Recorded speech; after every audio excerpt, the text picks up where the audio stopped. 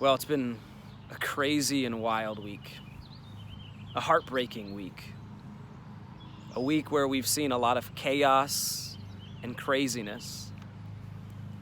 And as I release this post, I just want to start by saying I'm not an expert.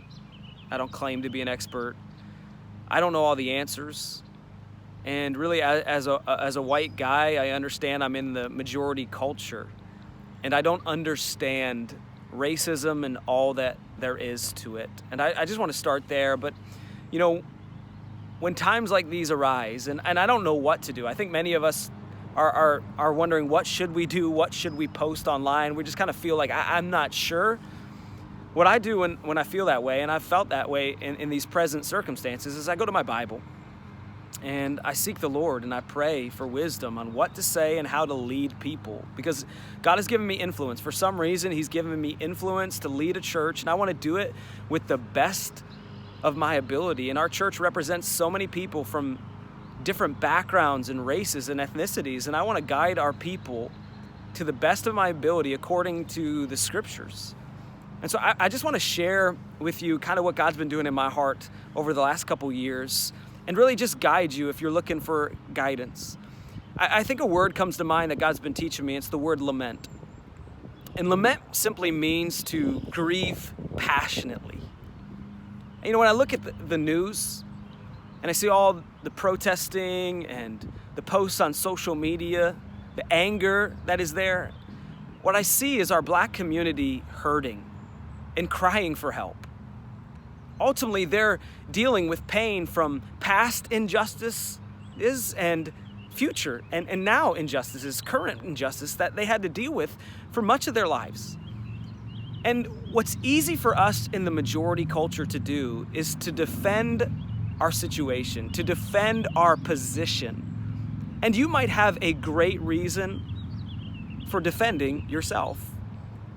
But what I think our defense does that we often don't recognize in the majority culture is when we defend ourselves, we say to the Black community that your pain isn't justified. We don't see it, we don't understand it, nor do we care about it. Now, you might not want to send that message, but when you defend yourself, I believe that's the message you're sending to the Black community. And what I love about lamenting is it causes you to grieve with your brothers and sisters who are dealing with pain, that their pain is justified. And rather than defending yourself, it's seeking to understand. It's seeking to acknowledge and resonate with their pain and to walk with them and say, I'm here to help, I'm here to stand up, and I'm here to fight with you. And so maybe our choice, rather than being defensive, even though we might have a good defense, is to resonate with the pain, to lament the pain, and say we want to be a part of changing that. But yet there's another thing that's going around that I want to speak to. We've seen over the course of the last year, many cops abuse their power. Bad cops who don't deserve to wear the badge, who don't deserve to protect our freedoms. But just because there are bad cops out there does not mean our cops are the enemy. Man, I go to small group with a cop in the Irondequoit area. I'm friends with a cop who just retired, one in our Greece campus, and there are many men and women who attend our church that I have relationships with that wear the badge with honor, that were out all last night in our community, in our city, protecting our freedoms, protecting businesses from being looted in the riots. They're putting their life on the line to protect us.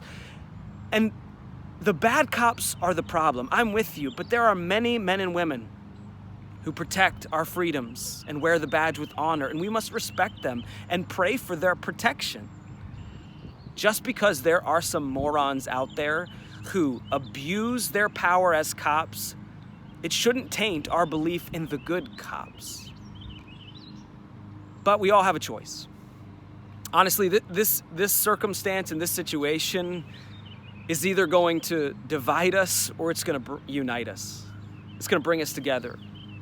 It can dig the wedge even deeper between Black and white Americans, or today we can choose to take steps towards unity, to fight for justice, to understand the pain that is there, and to come together.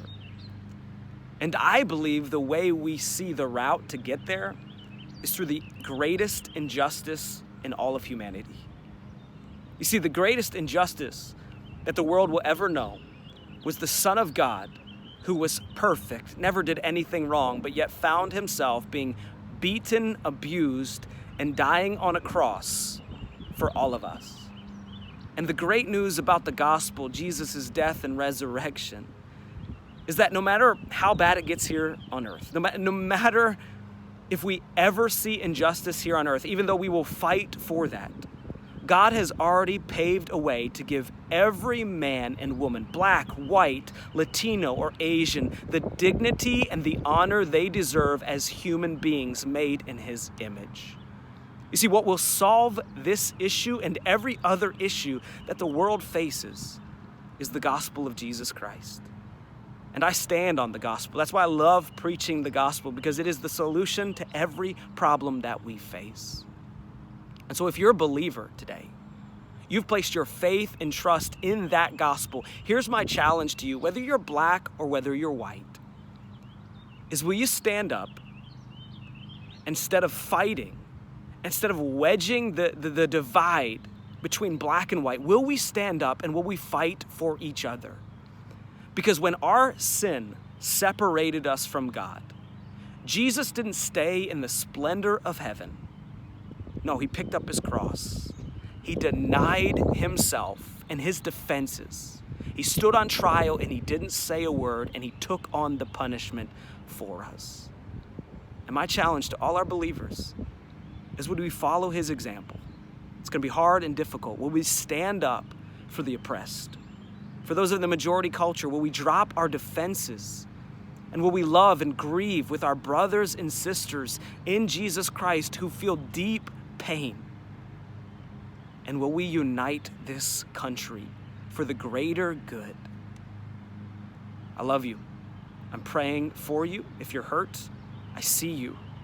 I'm praying that God would bring and use these circumstances to bring our country and our community together for the sake of the gospel of Jesus Christ.